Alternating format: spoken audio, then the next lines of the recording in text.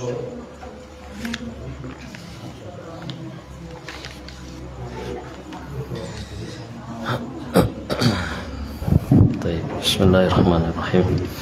Assalamualaikum warahmatullahi wabarakatuh.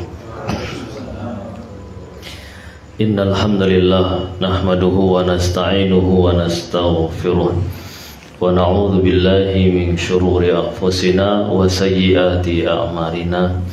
May yahdihillahu fala mudhillalah wa may yudlil fala hadiyalah. Asyhadu an la ilaha illallah wahdahu la syarikalah wa ashhadu anna Muhammadan abduhu wa rasuluhu la nabiyya ba'dah. Ya ayyuhalladzina amanu taqullaha haqqa tuqatih wa la tamutunna illa wa antum muslimun. Ya ayyuhan nasu taqu rabbakumul ladzi khalaqakum min nafsin wahidah wa khalaqa minha zawjaha wa batha minhuma rijalan katsiran wa nisaa. Wattaqullaha alladzi tasaaluna bihi wal arham. Innallaha kana 'alaikum raqiban. Ya ayyuhalladzina amanu taqullaha wa qulu qawlan sadida yuslih lakum a'malakum wa yaghfir lakum dhunubakum wa may yuti'illaha wa rasulahu faqad faza fawzan 'azima. Amma ba'd, fa inna asdaqal hadithi kitabullah wa khairal huda huda nabiyyina Muhammadin sallallahu alaihi wasallam wa syarrul umur muhdatsatuha fa inna kulla muhdatsatin bid'ah wa kulla bid'atin dhalalah wa kulla dhalalatin finnar. Fa ya ayyuhal ikhwah wal akhawat, al aba wal ummahat, hafizakumullah taala. Alhamdulillah kita bisa berjumpa lagi di majelis yang mulia ini, di salah satu dari tempat-tempat mulia, yaitu majelis ilmu. Di tempat yang dijadikan majelis ilmu, maka tempat tersebut terangkat menjadi tempat yang mulia, di mana di situ dipelajari Al-Quran, dipelajari hadis-hadis Rasulullah sallallahu alaihi wasallam. Walaupun itu bukan masjid, tapi dia akan menjadi mulia ketika di situ dipelajari agamanya Allah Subhanahu wa ta'ala. Sebagaimana seorang manusia, kalau di dalam hatinya ada keimanan, ada Al-Quran, ada hadis-hadis Rasulullah di dalam hati seseorang, maka orang itu akan menjadi mulia. Intinya apa saja, di mana saja, kalau di situ dibacakan ayat-ayat Allah, dibacakan hadis-hadis Rasulullah sallallahu alaihi wasallam, maka akan menjadi tempat yang mulia. Rumah kita di tempat yang khusus seperti ini, di aula, semuanya bisa. Untuk kajian kita kali ini,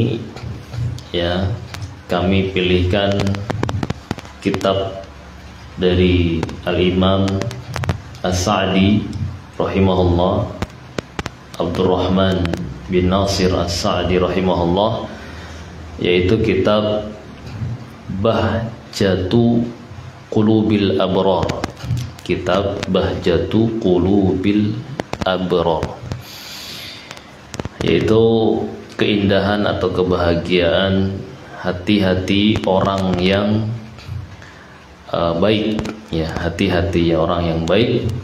Wa qurratu uyunil akhyar, wa qurratu uyunil akhyar, dan penyejuk mata orang-orang pilihan, orang-orang pilihan. Fi syarah, di dalam syarah Jawami'il Akhbar. Jawami' al-Akhbar, yaitu kitab yang mengumpulkan hadis-hadis Rasulullah sallallahu alaihi wasallam. Dan ini adalah karyanya Syekh As-Sa'di rahimahullahu taala. Beliau termasuk guru, salah satu guru dari gurunya Syekh Al-Utsaimin. Kalau antum kenal Syekh Muhammad bin Shalih Al-Utsaimin rahimahullah, ini beliau gurunya, gurunya. dan beliau masyhur dengan tafsirnya, tafsir As-Sa'di rahimahullah, dan syarah kitab Tauhid Al-Qaul Al-Mufid, Al-Qaul As-Sadid. Nah, dalam kitab ini ada beberapa hadis ya, yang beliau kumpulkan dan beliau langsung jelaskan. Ya, beliau langsung kumpulkan hadis-hadis penting sekitar 99 hadis ya. 99 hadis beliau kumpulkan, kemudian beliau jelaskan, dan ini hadis-hadis pilihan ya, hadis-hadis pilihan yang penting. Seperti misalnya hadis Arba'in Nawawi ya, itu berapa hadisnya? 42 ya, Arba'in 42 itu yang penting-penting yang Imam Nawawi pilihkan. Nah, ini 100 atau 99 hadis yang Syekh As-Sa'di pilihkan ya, hadis-hadis yang terpenting untuk kehidupan kita. Tapi kita baca hadis yang pertama dan kedua ya sekaligus, yaitu kata beliau rahimahullahu taala, bab innamal a'malu binniyat. Mungkin ini sering didengar ya hadisnya, yaitu dari hadis Umar ibn al-Khattab radhiyallahu anhu. Dari hadis Umar ibn al-Khattab radhiyallahu anhu, annahu qala, beliau bersabda, sami'tu Rasulullah sallallahu alaihi wasallam yaqul, saya mendengar Rasul sallallahu alaihi wasallam bersabda, innamal a'malu binniyat. Kata Umar, saya mendengar Rasul bersabda, innamal a'malu binniyat. Amalan-amalan itu tergantung niatnya. Amalan itu sesuai dengan niatnya. Wa innamal likulli imri'in ma nawa, dan setiap orang hanya mendapatkan sesuai niatnya.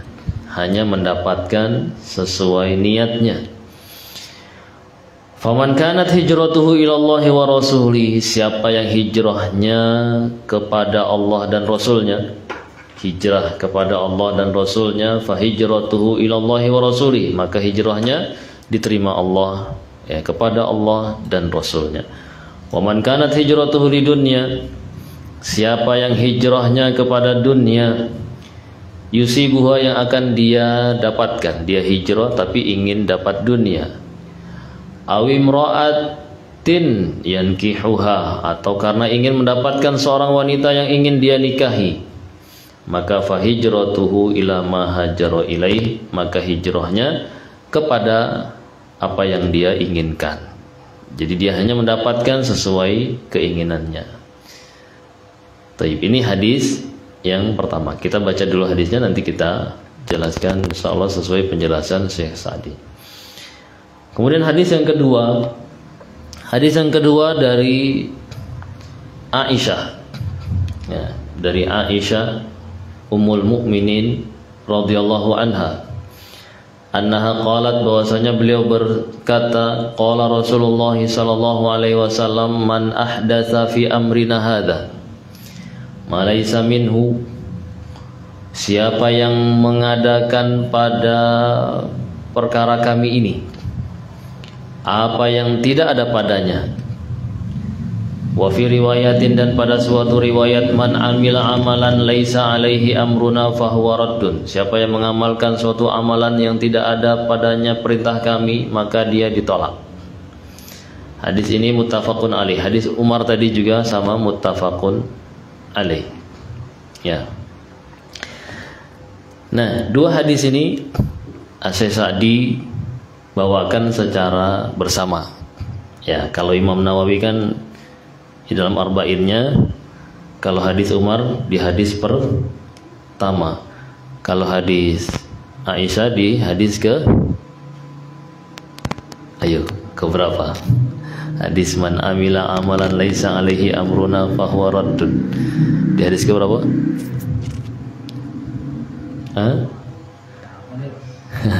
Kelima ya, kelima. Nah, ini beliau bawakan hadisnya bersamaan. Hadis pertama hadis Umar, innamal a'malu binniyat. Hadis kedua, man amila amalan laisa alaihi amruna fahuwa raddun. Ini ada tujuannya. Perhatikan ya, ada tujuannya. Nah, kata beliau, dua hadis yang agung ini, ya, dua hadis ini masuk ke dalam agama kita semuanya. Artinya mencakup dalam semua lini agama kita, ya, sudut-sudut agama kita. Pokoknya agama kita itu terkait sama dua hadis ini. Ya, agama kita terkait sama dua hadis ini. Maka muslim harus betul-betul paham dua hadis ini. Ya, terkait erat sama dua hadis ini. Baik yang usulnya atau furu'nya, yang inti dari agama ini ataupun yang cabang-cabang dari agama ini. Ya. Semuanya masuk. Baik yang lahirnya, yang batinnya. Intinya semua bagian agama ini terkait sama dua hadis ini. Kenapa? Nah, beliau jelaskan hadis Umar, ya, hadis tentang niat, ya, ini adalah untuk masalah apa? Batin, masalah niat, ya, masalah batin kita, amalan batin, ya, amalan batin. Kemudian hadis Aisyah itu timbangan untuk amalan lahir, ya. Jadi kan Islam itu kan ada amalan hati, ada amalan jasad kita, ya kan? Ada amalan jasadnya. Nah, maka yang menjadi tolak ukur, ya, amalan batin adalah berdasarkan hadis Umar. Yang menjadi ukuran amalan lahiriah, zahir, maka itu adalah hadis Aisyah. Man amila amalan laisa alaihi amruna fahuwa raddun. Nah, maka kata Syekh Sa'di, dua hadis ini, ya, ini menjadi dasar dua syarat diterimanya ibadah. Dua syarat diterimanya suatu ibadah. Apa itu syarat pertama? Ikhlas. Syarat kedua ittiba, ya, ikhlas, niatnya lillahi ta'ala. Kemudian syarat kedua harus mengikuti sunnahnya Nabi SAW, tuntunannya Nabi SAW. Makanya beliau sebutkan, ini rahasianya, ya. Jadi beliau sebutkan di awal, ya, hadis ke-1 dan hadis kedua. Ini beliau ingin menekankan bahwasanya ibadah itu harus berdasarkan ikhlas sama ittiba, ya, harus sesuai dengan tuntunan Nabi dan ikhlas ditujukan kepada Allah Subhanahu wa ta'ala saja. Maka baru itu diterima, ya, diterima. Kalau satu dari dua tadi tidak ada, ya, satu dari dua tadi tidak ada, gimana? Misalnya cuma ikhlas saja tapi ibadahnya ngawur, ya, seenaknya. Atau ibadahnya dia sesuai tuntunan Nabi tapi tidak ikhlas. Mana yang diterima? Nah, dua-duanya nggak diterima, ya kan? Satu saja, namanya juga syarat, ya. Syarat itu harus dipenuhi semuanya. Kalau satu dari syarat-syarat itu tidak ada, ya nggak bisa, ya, nggak bisa diterima. Baik. Nah, ini juga didukung dengan ayat, ya, didukung dengan ayat, ya, untuk mendukung masalah ikhlas. Ya, ada ayat, ya, dari Al-Qur'an yang mendasari keikhlasan sebagai dalil untuk masalah ikhlas. Apa itu ayatnya? Bisa diambil dari surah Al-Baqarah.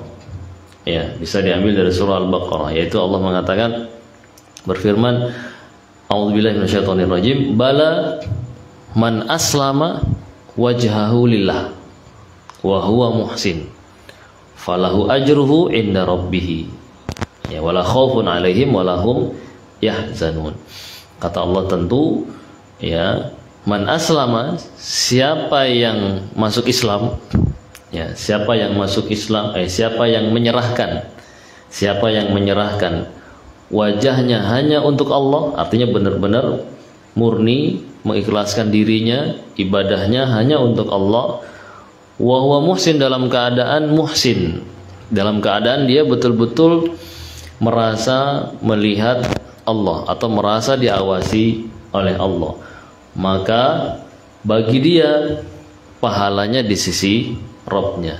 Dia tidak merasa takut dan juga tidak bersedih. Nah, ini jelas bahwasanya orang tersebut yang ikhlas diterima ibadahnya. Ya, bahwa muhsin artinya dia sesuai ya dengan tuntunan Nabi. Ya, artinya ikhlas di sini maksudnya dia ikhlas dan benar-benar sesuai dengan tuntunan Nabi Shallallahu Alaihi Wasallam. Ada ayat khusus yang memerintahkan untuk ittiba. Ayat apa ini? Dalam surah Ali Imran. Surah Ali Imran yang menjadi dasar ittiba. Apa ayatnya? Qul in kuntum tuhibbunallah fattabi'uni. Ya, yuhibbukumullah wa yaghfir lakum dzunubakum. Yaitu Allah mengatakan, katakan wahai Nabi Muhammad, kalau kalian benar-benar cinta kepada Allah, maka ikuti saya. Maka Allah akan cinta kepada kalian dan mengampuni dosa-dosa kalian. Jadi lengkap ya. Dua syarat tadi, ikhlas sama mutaba'ah atau ittiba, itu dasarnya dari hadis sama ayat, ya. Hadis Umar sama surah Al-Baqarah tadi ya, ayat 112. Kemudian yang ittiba dalilnya apa tadi? Hadis Aisyah sama ayat surah Ali Imran tadi ya, Qul in kuntum tuhibbunallah. Seingat ana ayat 103. Iya. Itu dicek lagi. Tayyib. Nah, sekarang beliau ingin menjelaskan satu persatu. Ya, setelah tadi secara umum beliau katakan itu adalah dua syarat ibadah, maka beliau sedikit merinci tentang niat. Ya, niat itu seperti apa sih? Ya, niat itu seperti apa? Nah, beliau jelaskan, kata Syekh Sa'di, niat itu ada dua macam. Niat itu ada dua macam. Niat namanya niatul amal. Yang pertama, niat untuk beramal. Niat untuk melakukan amalan. Lakukan. Itu namanya niatul amal.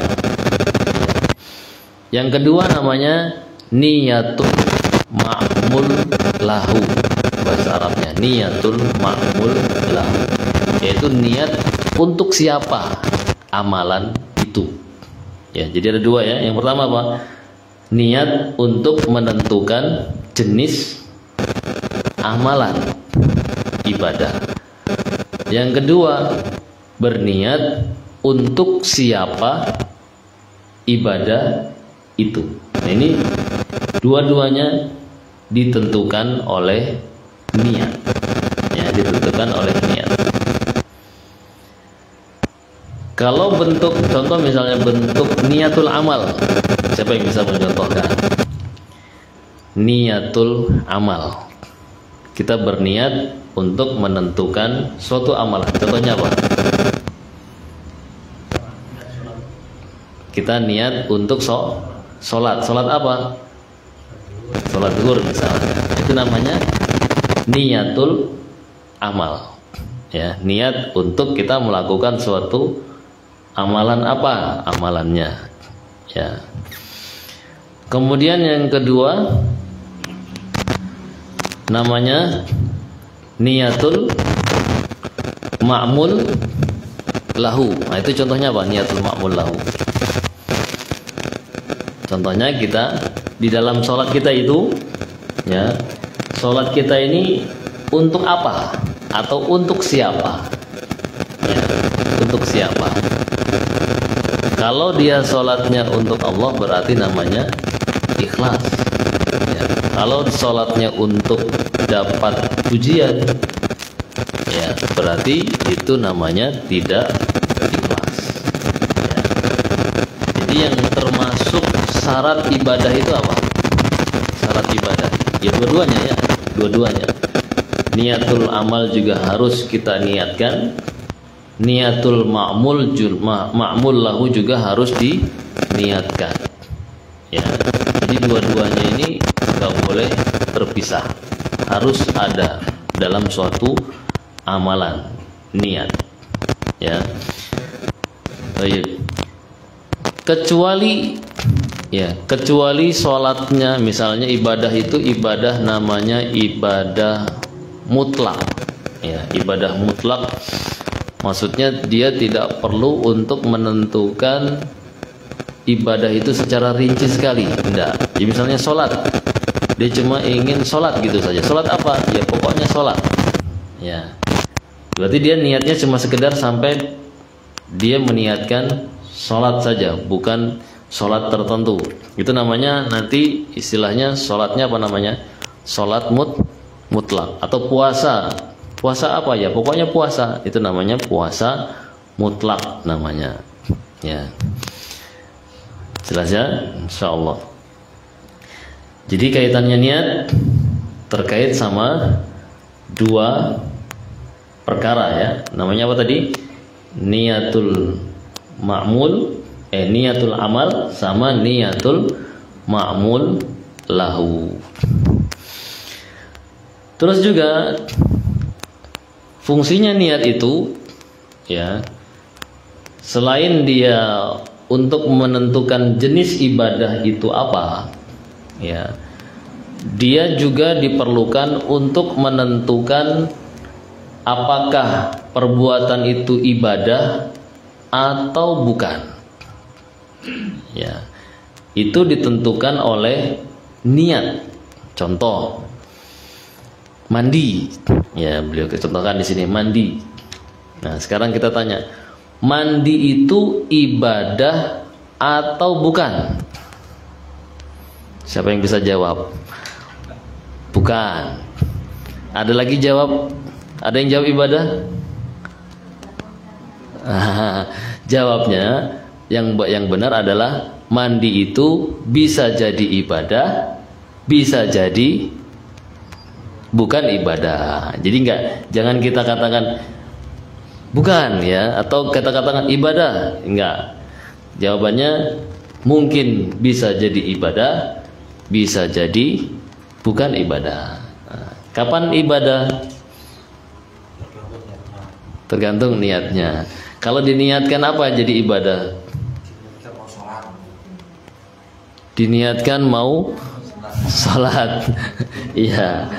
Ya, mau sholat Jumat atau sholat Id gitu, ya, atau sholat jamaah gitu, ya, dia mandi, ya, biar nggak bau, ya, biar nggak bau badannya, dia mandi misalnya. Ya, jadi ini masalah indahnya syariat Islam, ya, sebenarnya kalau kita memahami syariat Islam. Kan sholat itu kan rapat, ya, sopnya, ya. Nabi kan suruh sawu sufufakum, ya, istau, luruskan, rapatkan sofnya, ya, jangan berikan celah oleh setan. Nah, solusinya gimana? Solusinya Nabi berikan syariat lain, yaitu mandi atau bersih minimal wudhu. Ya, minimal wudhu. Jadi softnya tetap bisa rapat, terus tidak bau. Ya, jangan malah dua-duanya dihilangkan. Syariat rapatnya tidak, ya kan? Sholatnya nggak rapat. Alasannya apa? Kalau rapat nanti bau. Ya, kalau bau nanti ganggu orang. Bagusnya kita renggang. Nah, ini namanya, kalau dia berpikiran seperti itu berarti sudah meniadakan dua-duanya. Ya, syariat rapatnya soft sama syariat menghilangkan bau. Nah, ini ada pernyataan orang-orang yang nggak paham agama seperti itu. Dia justru malah berani untuk menghilangkan syariat yang indah ini. Ya, itu namanya mandi. Makan, sekarang makan itu ibadah atau bukan? Nah, siapa yang bisa jawab makan itu ibadah atau bukan? Iya, gitu juga pokoknya kan sudah diajari. Makan itu bisa ibadah, bisa bukan. Kapan ibadah? Kok bisa ibadah makan? Iya, makan sahur, berbuka, puasa, kan gitu ya. Itu bisa jadi ibadah. Ya, bisa juga bukan ibadah. Baik, sekarang tidur. Nah, tidur. Satu lagi contohnya, tidur. Ayo. Emang ada tidur ibadah? Ada. Kapan?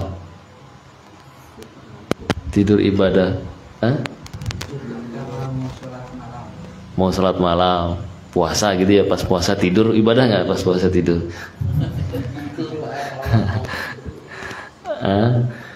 Ya, intinya tidur nanti memang bisa jadi ibadah.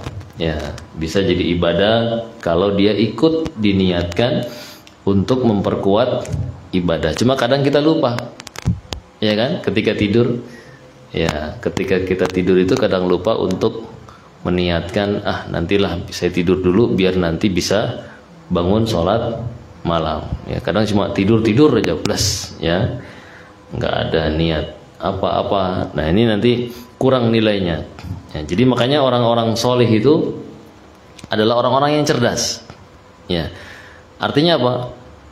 Ibadah, hal-hal yang perkara yang biasa-biasa saja, yang mubah-mubah saja, yang mungkin sama orang lain nggak ada nilainya, tapi untuk orang yang soleh, orang alim, itu semuanya jadi bernilai. Ya, bernilai. Semuanya bernilai. Bahkan jalan-jalannya pun bernilai, jalan-jalan, main-main gitu. Main-main sama anak, main-main sama istri, dapat pahala. Ya. Padahal cuma main-main kan gitu ya, bercanda sama istri, canda sama anak. Kenapa? Karena dia paham. Ya, paham kapan dia bisa merubah sesuatu yang tadinya biasa-biasa saja menjadi luar biasa. Ya, menjadi bernilai tinggi. Ya, itu pentingnya ilmu. Ya, pentingnya kita belajar. Jadi hidup kita semuanya punya nilai yang tinggi. Ya, punya nilai yang tinggi. Taib.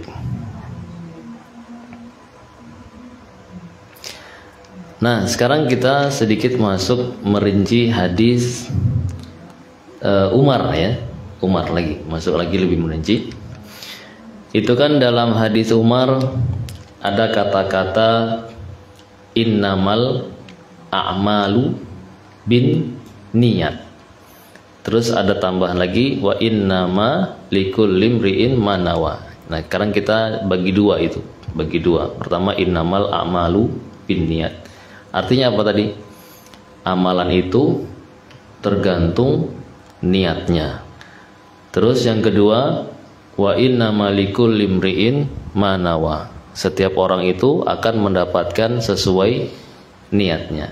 Ini sama atau beda dengan terjemahan tadi? Diulang ya. Yang pertama, amalan itu sesuai niatnya. Tergantung niatnya. Yang kedua, setiap orang akan mendapatkan apa yang dia niatkan. Sama atau beda? Siapa yang bilang sama? Siapa yang bilang beda? Loh, dicerna dulu, itu bahasa Indonesia kan, Arab tadi kan. Nah, sekarang Indonesianya. Ya. Sama atau beda? Hah? Beda ya? Beda sama? Ya, memang ada yang mengatakan ini sama aja, ya, ada yang mengatakan beda. Nah, yang mengatakan beda itu dibedakan. Artinya kalau yang pertama itu adalah itu namanya niatul amal yang kita jelaskan tadi. Niat kan ada berapa tadi? Ada dua. Ya. Jadi innamal a'malu binniyat itu Nabi menjelaskan namanya niatul amal. Niat kita untuk melakukan amalan apa? Ya, sholatkah, zakatkah, atau sholatkah, puasakah, gitu ya, atau sholat apa? Itu namanya innamal a'malu binniyat. Ya, jadi amalan itu harus diniatkan dulu apa bentuknya. Nah, yang kedua, wa innamal likulli imri'in ma nawa. Setiap orang itu akan mendapatkan apa yang dia niatkan. Itu maksudnya apa? Ini namanya niatul ma'mul lahu, yaitu niat untuk siapa amalan kita ini, atau untuk apa kita beramal. Ya, untuk apa kita beramal. Nah, contoh hijrah, ya. Di sini Nabi contohkan langsung. Contoh amalan yang ibadah itu adalah hijrah. Ya, hijrah. Apa hijrah? Pindah dari Mekah ke Madinah. Nah, pindahnya mereka dari Mekah ke Madinah ketika itu untuk apa? Ya, itu ya. Kalau untuk Allah, maka diterima. Itu namanya ikhlas. Kalau untuk mencari pasangan, namanya tidak ikhlas. Ya. Jelas kan? Jadi bedanya. Itu namanya ada niatul amal sama niatul ma'mul lahu. Tayyib. Nah, kemudian berikutnya yang jadi permasalahan kalau kita beribadah, kan dasarnya harus ikhlas kan ya. Tapi ternyata kita dapat selain itu. Ya, kita kan niat misalnya sholat, niat hanya untuk Allah. Ternyata dapat pujian. Wih, bagus sholatnya, masya Allah. Atau baca Quran, masya Allah, bacanya bagus gitu ya. Suaranya bagus. Ya. Dan Qurannya ikhlas. Terus dapat pujian. Diterima nggak? Diterima Pak Bari. Kita sholat ikhlas, terus dapat pujian. Diterima. Kok diterima? Dapat pujian. Kan ikhlas. Dapat pujian. Dapat dunia. Ya, dapat dunia. Bonus ya, ya itu namanya bonus. Ya. Jadi intinya yang jadi ukuran tuh bukan dapat dunianya, bukan ya. Tapi awal kali dia mengajarkan ibadah sampai akhir ibadah itu gimana? Ya. Apakah dia tetap ikhlas atau berubah? Nah, itu juga begitu juga ketika dapat pujian. Ketika dapat pujian itu, ya, apakah dia tetap bertahan ikhlasnya sampai akhir ibadahnya? Ya. Atau ibadah berikutnya nanti bisa berubah. Nah, ini juga bahayanya kan begitu. Bahayanya dapat pujian. Ya. Kalau memang dia tetap ikhlas terus, ibadah pertama ikhlas dapat pujian, ibadah kedua ikhlas dapat pujian. Jangan sampai nanti ibadah ketiga dia berubah. Wah, saya kan sering dapat pujian, berarti nanti saya cari pujian. Ya. Nah, ini bisikan setan seperti itu terkadang. Contoh para qori misalnya yang imam bacaannya bagus, wah, apa namanya, bacanya awalnya dia ikhlas mungkin setelah dapat pujian, Masya Allah. Jadi dia akhirnya dia niatkan dia membaca bagus itu biar dapat pujian kan gitu kan. Nah ini bahayanya pujian. Bahayanya pujian. Awalnya boleh-boleh saja. Makanya kita harus terus mengingat, oh pujian itu hanya sekedar bonus saja. Ya, bonus saja. Malah kadang orang malah nggak suka untuk dipuji. Kenapa? Karena tadi ya awalnya ikhlas, ibadah pertama ikhlas, kedua ikhlas, ketiga yaitu karena udah sering dipuji akhirnya dia malah untuk mempertahankan pujian itu biar nggak hilang kan gitu. Iya kan? Biar pujian itu tetap ada, akhirnya yaitu dia niatkan bagaimana caranya biar tetap dipuji. Ya, bukan bagaimana caranya biar tetap sah ya salatnya dan diterima oleh Allah Azza wa Jalla. Jadi kata Nabi, seorang yang dipuji itu Nabi katakan itu namanya tilka busyra, ya, tilka ajilu busyra al mukmin. Itu adalah ya adalah kabar gembira yang disegerakan untuk orang yang beriman kalau dapat pujian. Ya, kalau dapat pujian. Contoh lain jihad. Jihad dapat ghanimah. Ya, jihad dapat harta banyak. Dapat harta rampasan, sudah dapat harta rampasan, dapat budak. Ya, banyak pokoknya. Ya. Gimana? Hah? Bonus juga sama. Ya, sama bonus juga. Tapi ingat, ketika berjihad yang dalam pikiran kita bukan ghanimahnya. Ya. Artinya dapat ghanimah nggak dapat ghanimah tetap semangat. Ya, tetap jalan. Intinya begitu. Ya. Intinya yang mendasari dia, gerakan dia adalah mengharap pahala dari Allah, upah dari Allah Azza wa Jalla. Itu juga sama yang belajar, yang mengajar, semuanya ya. Inti dasarnya adalah bagaimana kita tergerak itu hanya Allah. Ataupun dapat pujian atau dapat dunia atau dapat apa, itu cuma bonus saja ya. Jadi bukan tujuan yang dia cari. Artinya ada jalan, nggak ada pun tetap semangat ya, tetap jalan. Nah seperti itu. Itu namanya ikhlas. Dipuji jalan, dicela nggak jalan. Nah, ya jangan. Ya kadang kan gitu ya. Dipuji semangat, nanti pas dicela, aduh malas gitu ya. Malas mau ngapa-ngapain. Ya, nah, ini jangan. Tetap orang ikhlas itu, jadi makanya kata para ulama, ciri orang ikhlas itu dipuji sama dicela sama aja. Maksudnya apa sama aja? Sama-sama semangat. Ya, sama-sama dia tetap semangat beribadah. Karena memang itu cuek aja, bukan tujuannya. Ya, bukan tujuannya. Tujuannya Allah. Dia sudah dapat Allah, dapat pahala dari Allah, itu sudah luar biasa. Ya, sudah sangat luar biasa mengalahkan dunia dan seisinya. Nah, seperti itu. Itu namanya ikhlas. Tapi satu lagi ya seputar ikhlas, ini kita ringkaskan ya. Yang menjadi lebih indah lagi ya, indah lagi dalam syariat Islam ini ketika kita sudah punya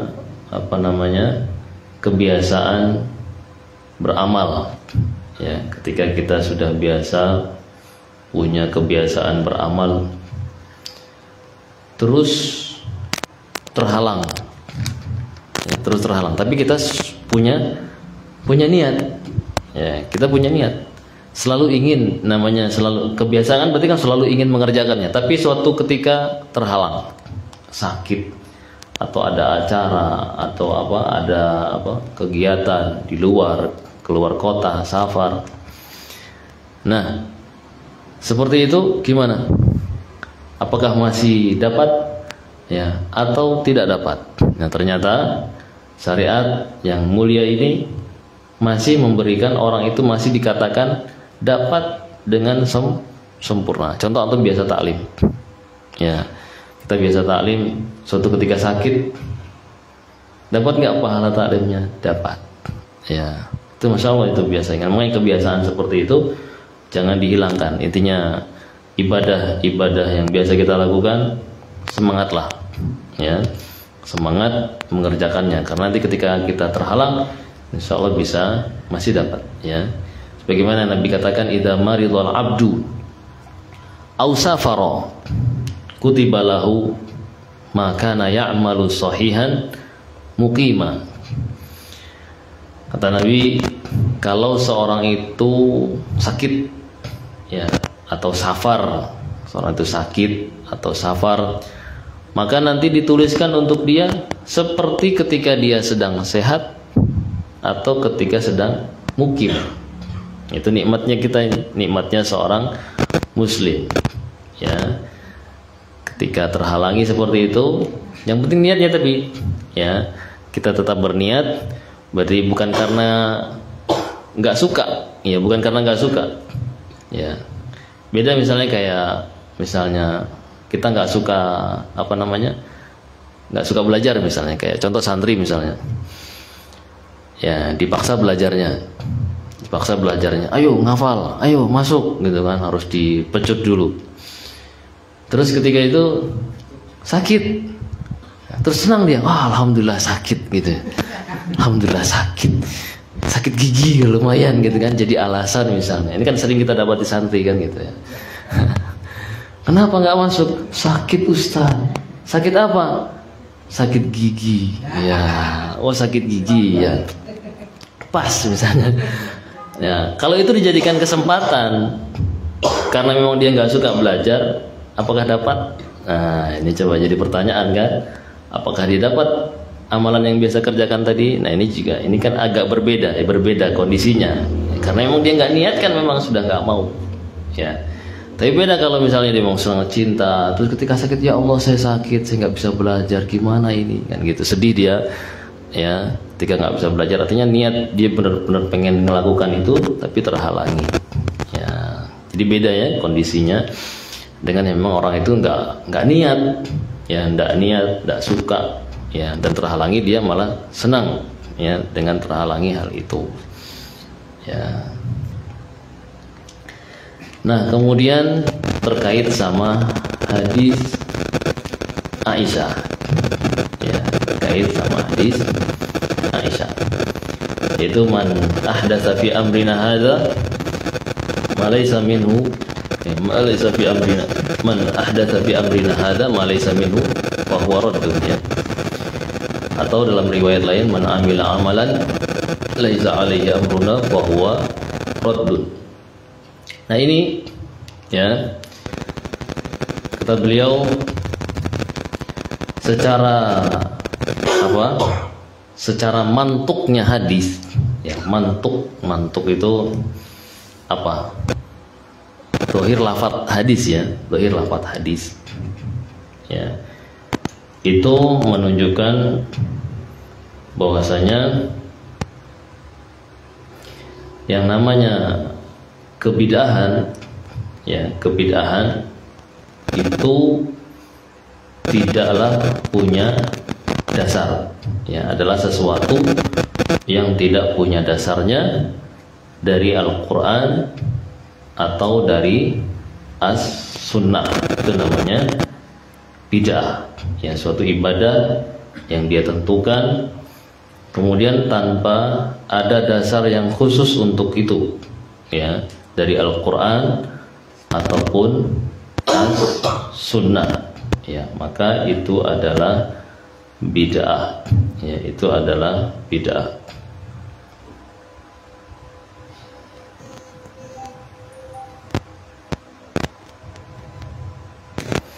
Taib. Kemudian dari mafhumnya hadis, ya, mafhum itu adalah yang tersirat dari hadis itu, ya, yang tersirat. Kalau yang mantuk namanya yang tersurat, yang tertulis. Nah, yang tersirat dari hadis itu berarti seseorang itu kalau dia melakukan suatu amalan sesuai dengan sunnah Nabi, ya itulah yang diperintahkan. Berarti maksudnya hadis tersebut kita disuruh untuk mengikuti tuntunannya Nabi, gitu ya. Itu namanya mafhumnya. Ya, mantuknya larangan dari mengadakan bid'ah. Mafhumnya kita harus mengikuti sunnahnya Nabi. Ya, itu namanya mafhumnya.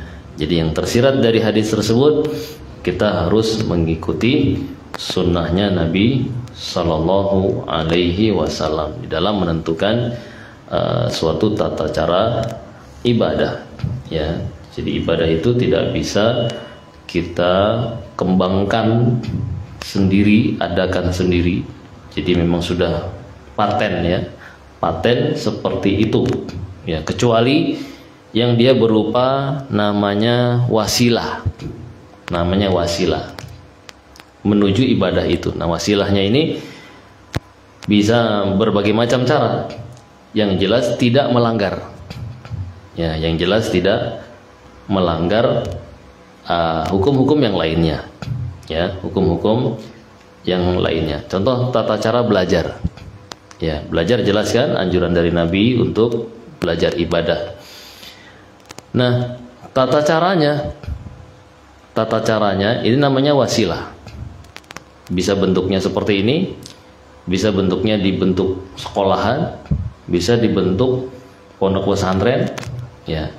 Dan yang tidak, yang seperti Nabi apa? Yang mirip sekali dengan seperti Nabi. Cara belajarnya gimana? Seperti ini kan, ya. Halaqah ilmu seperti ini. Kalau sekolah,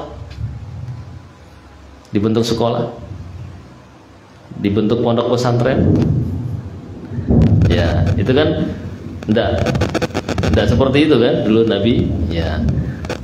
Tapi apakah mengadakan sekolah itu adalah bid'ah? Bukan, ya. Karena itu adalah namanya wasilah, ya, menuju belajar, tata cara belajar, dan itu tidak melanggar aturan. Ya, tidak melanggar aturan, larangan tidak dilanggar. Baik. Nah, jadi alhamdulillah dengan ini kita bisa memahami dua hadis yang penting. Ya, dua hadis yang penting terkait sama agama kita semuanya. Ya, semuanya masuk dalam semua sisi-sisi agama kita. Dua hadis ini, ya. Insyaallah kita sudah hafal karena sering mendengarnya. Nah, untuk kelanjutan taklimnya, karena kembalikan ke jamaah, ya, karena tadi juga masih mikir sama Pak Bari karena tanya di sana belajar apa aja, ya, itu untuk mikirkan pelajarannya biar nanti nggak sama kan, biar nggak sama yang lainnya gitu. Terserah nanti dengan mungkin punya usul, enaknya belajar akidah, enaknya belajar fikih misalnya, enaknya belajar hadis yang seperti ini, ya, atau ada usulan lain, monggo silahkan nanti disampaikan ke Pak Bari, nanti biar Pak Bari sampaikan kepada Anda, insyaallah. Atau mau lanjut ini juga boleh, ya, terserah. Ini pas tadi cuma lihat, ya, terlihat di mata, ini saja. Bismillah, kita sampaikan. Alhamdulillah, memang penting bagi kita semuanya, insyaallah.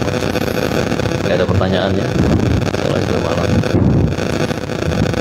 Gak ada, ya. Fizar nggak tanya? Guys, aman murojaahnya? Ya, jangan lupa murojaah, ya.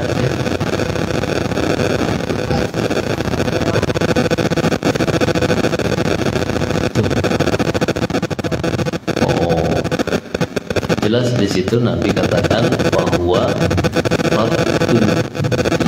raddun, itu dia ditolak.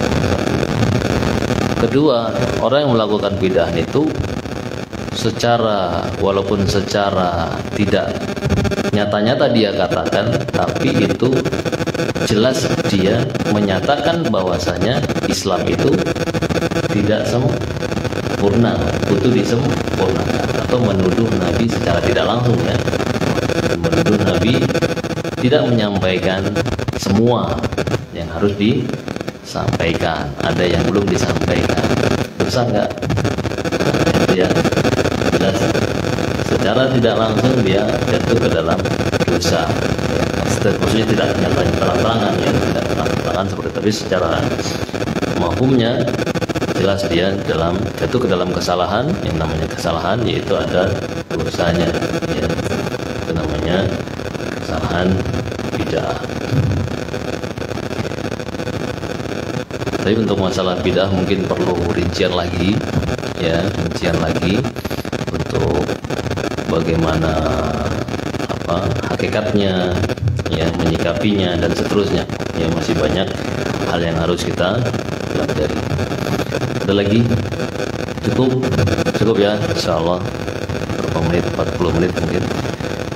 Mudah-mudahan apa yang kita pelajari kali ini bisa bermanfaat, ya, untuk kita semuanya, bisa kita amalkan, bisa kita pahami, bisa kita sampaikan kepada yang lainnya. Kurangnya mohon dimaafkan. Subhanallah bihamdik, asyhadu an la ilaha illa anta, astaghfiruka wa atubu ilaik. Assalamualaikum warahmatullahi wabarakatuh.